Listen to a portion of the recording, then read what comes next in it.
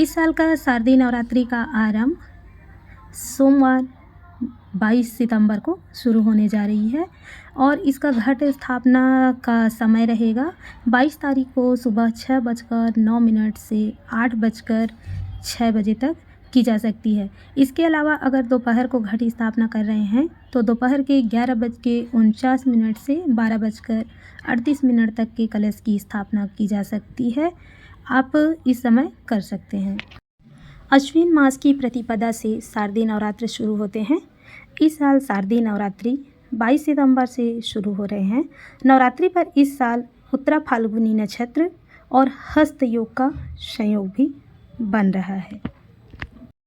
इस साल नवरात्रि सोमवार 22 सितंबर से शुरू होकर 1 अक्टूबर तक चलेंगे। इसके बाद दशहरा पर्व 2 अक्टूबर को मनाया जाएगा। इस बार माँ दुर्गा हाथी पर सवार होकर आ रही हैं और ऐसा कहा जाता है कि जब माता की सवारी हाथी होती है तो इसे बेहद ही शुभ माना जाता है।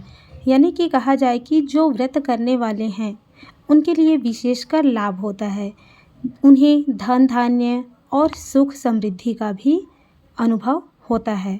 इस बार हाथी की सवारी ऐसी ही होने वाली है, इसलिए जो श्रद्धापूर्वक व्रत करेंगे उनकी हर एक मनोकामना पूर्ण होगी। विशेष करके जो धन समृद्धि से परेशानी उठा रहे हैं उनके लिए काफ़ी बेहद अच्छा रहेगा। इस बार माँ दुर्गा हाथी पर सवार होकर के आ रही हैं और कहा जाता है कि जब माता की सवारी हाथी होती है तो इसे बेहद ही शुभ और लाभदायक माना जाता है, क्योंकि हाथी सुख समृद्धि, शांति, धन धान्य की प्रचुरता और अच्छी बारिश की होती है। यह संकेत देता है कि व्यापार, कृषि और आम लोगों के लिए अच्छा समय होगा और खुशहाली का भी समय काफ़ी अच्छा रहेगा। हिंदू धर्म में ऐसा भी माना जाता है कि नवरात्रि के दौरान नींबू काटने से माँ दुर्गा रुष्ट हो सकती है। खासकर जो लोग व्रत रखते हैं उन्हें नींबू काटने की सख्त मनाही होती है। माना जाता है कि इस दौरान नींबू काटना बलि देने के बराबर होता है और इससे घर में तामसिक शक्तियों का प्रभाव भी पड़ सकता है, यानी कि नकारात्मकता देखने को मिल सकती है। इसलिए उपवास के दौरान नींबू नहीं काटना चाहिए। नवरात्रि के दौरान पीरियड्स आने पर आप अपना व्रत जारी रख सकती हैं, लेकिन किसी दूसरे से पूजा करवाएं और पूजा स्थल पर न जाएं। मानसिक रूप से भगवान का स्मरण करें, मंत्रों का जाप करें और अपनी शारीरिक शुद्धता का ख्याल रखें। इस दौरान दुर्गा सप्तशती पढ़ या सुन सकती हैं।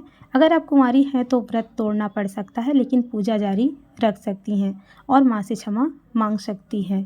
धार्मिक मान्यताओं के अनुसार व्रत के संकल्प के बाद अगर पीरियड्स आ जाए तो व्रत टूटा नहीं बल्कि उसे जारी रखना चाहिए। आप अपना व्रत पूरा कर सकती हैं और व्रत के सारे नियमों का पालन कर सकती हैं, लेकिन शारीरिक नियमों का भी ध्यान रखना होगा।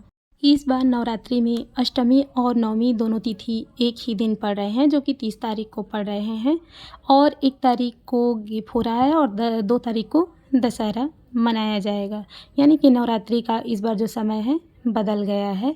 अगर जो व्यक्ति 9 दिन का उपवास करते हैं उन्हें फल में कौन कौन से फल नहीं खाने चाहिए? खीरा, तरबूज, खरबूज, अंगूर, संतरा जैसे रसीले पानी वाले फल खा रहे हैं तो सबसे ज़्यादा सावधानी रखनी चाहिए। हालांकि सेब, केला जैसे फलों को खाने के बाद भी पानी नहीं पीना चाहिए, इससे डाइजेशन बिगड़ने का डर रहता है। इसलिए फल खाने के तुरंत बाद पानी नहीं पीना चाहिए। आप ये फल खा सकते हैं, लेकिन आप जस्ट फल खाने के बाद आप पानी ना पिए, क्योंकि आप उपवास कर रहे हैं। सेहत का ध्यान भी रखना बहुत ज़रूरी है। वीडियो अच्छा लगे तो प्लीज़ लाइक करें।